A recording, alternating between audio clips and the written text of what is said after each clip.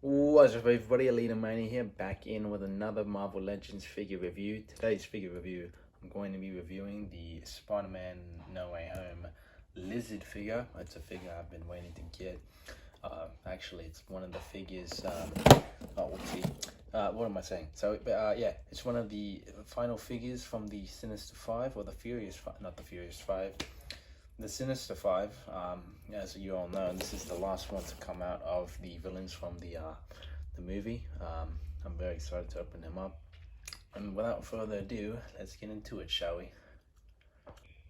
Alright, so these are the accessories that he comes with. He doesn't come with a lot. He does have a tail that is attachable or detachable, depending on the your Virgo, or you know, however you please, I'd say. And he's got two claw hands, or open hands, which doesn't make sense since this one has four fingers. Actually, no, actually, you know what? They're actually law accurate, because this fist has three fingers, or three long fingers, whereas this one has three fingers as well, whereas the left hand has four fingers. So it's a nice attention to detail. Surprised Hasbro paid attention to that instead of giving us more hands, because we have one fist hand and a semi-open hand for the left hand, and then two extra open hands, which doesn't make sense. You'd think for a deluxe they give more hand accessories, but you know, whatever. Anyway, he's got a mewing head scan that everyone likes to take the piss out of, because it is very funny looking, I will admit. It's on his mewing streak. He's got a chin that most guys would want, or a jawline that most guys would want. And yeah, it just doesn't scream lizard to me. I definitely won't be putting it on at all. And he comes packaged in with the claw hand and the fisted hand for his right hand.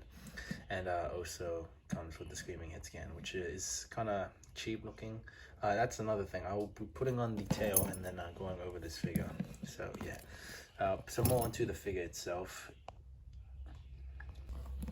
Alright, so regarding this figure's proportions, so this is what he looks like standing straight up. Regarding the tail, yeah, it can move up and down. That's the articulation as far as it goes up, and then as far as it goes down, you can twist it, but unfortunately there's no bendy wire in it, and it is funky looking with the straight legs. I do like my lizard kind of arch down and like crouch down, just so he's not towering too much, because he's very lanky. He also looks very cheap in the packaging, but out of the packaging he looks a lot better. That's another thing. The quality of plastic is very funky looking. It's very strange looking. I'll get more into that on the articulation, but even then I just wanted to point out this very odd looking neck, which, yeah, that is just like, it's so, I don't know how to explain it. It's very weird. I don't like it. I do like the figure, but at the same time, there's so many things that could have been better. But I get that's probably why they did it, so that from the front it looks okay, but from the back, or on the side rather, it just looks very odd. And that's another thing. You can't even crouch down that much. Like, ab crunch is fine, going up as usual, and like side to side and whatnot, but front is always never good. And that's another thing. Mine already has chipping on the stomach or torso, and yeah, I'm not sure if that's supposed to be a belly button. I doubt it, because it looks like a chip mark, not a chipmunk. Yeah, and that's for everyone who thinks I stutter a lot. But anyway, he does have decent ankle rocker rotation. Isn't stiff, because the last ankle rocker on my lizard broke, and I had to get a new one. And you can barely see the figure in hand, but this is what it looks like. If I can just rearrange the camera. Yeah, it's very weird looking from certain angles, but this neck is the biggest deal breaker. I guess the only way to like not make it look too funny if it's again in idle position, but at that point that defeats the whole purpose of the figure, of it being a figure. You don't really be able to play, you know, can't really play with it. And also there's no what's it called, butterfly joints, so even then it's it's very funny. Not funny, but it's very disappointing that it's a deluxe figure and you don't even get the most deluxe. You don't get the deluxe, the deluxe treatment, because again, this neck is just, yeah, it's definitely something. It's unique, but it's not a good unique. I guess you could super glue it on and just use the head like so, like that. Even then, you can only look that far up with the only appropriate looking shot, without it looking funny like that. You know what I'm trying to say. It looks funny when you look at it from the side like that, and it's even worse now that I stretched it out. And yeah, the bendy wire tail would have been fine, but again, it's a nice point of articulation, to be honest. But it's annoying me a lot more, but it's fine. His green is also very inconsistent because it's like very light green here and then dark. I don't know, maybe that's just the way it comes off on camera or in person, but in person it's kind of spotty, but at the same time it works because it's lizard. And this is definitely the 2012 lizard, because the face is a lot, I don't know, it looks like the 2020. It doesn't look like the No Way Home version. Is that just me? It just looks like the 2011 version, especially with this head scan. Like, anyone know that meme? Yeah, you don't know. But yeah, that's pretty much the figure. Not a lot to talk about, unfortunately, even though it's a deluxe figure. We're getting more into the articulation now. And as for the articulation, he has an ankle rocker, like I mentioned before, which is really good. His foot can go that far up, or that far forward, and that far back. But again, it's very weird looking because of the bipedal legs. And speaking of legs, or knees rather, he's got double jointed knees that go that far back. And he has a hip swivel or a thigh swivel that goes that far, all the way around. He has the semi-splits, can go that far back and that far forward, that far back and that far forward.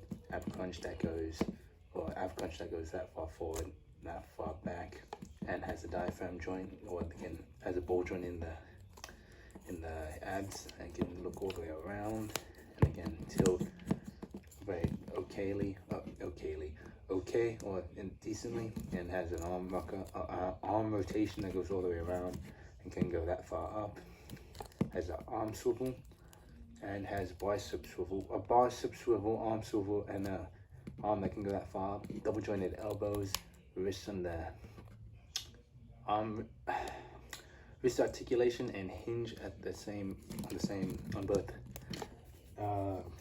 hips.